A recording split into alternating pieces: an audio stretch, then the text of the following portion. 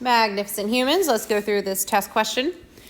Perry traveled at an average speed of 55 miles per hour for 3.5 hours and then traveled at an average speed of 60 miles per hour for 2.5 hours. What was the total distance in miles that Perry traveled during this time? Always read it once through. Now I'm going to read it again, pulling out my important information. Perry traveled at an average speed of 55 miles per hour for 3.5 hours and then traveled at an average speed of 60 miles per hour for 2.5 hours. What was the total distance that Perry traveled during this time?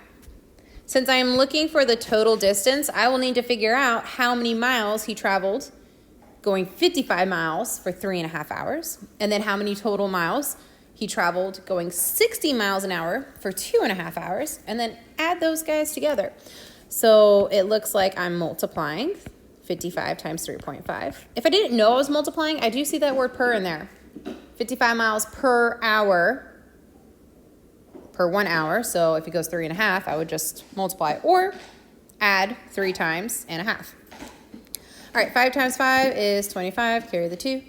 5 times 5 is 25, plus 2 is 27, 0 placeholder. 5 times 3 is 15, carry the 1. 5 times 3 is 15, plus 1 is 16. Add it up.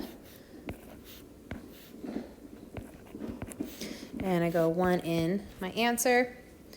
So 192.5 miles for the first 3.5 hours. And now 60 times 2.5. Honestly, that's kind of mental math though, because 60 times 2 is 120, and half of 60 is 30. So my answer should come out to 150.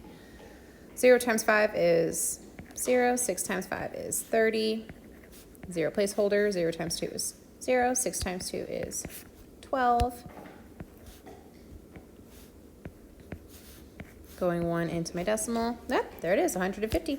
So now I'm going to add 192.5 and 150, making sure to align my decimals.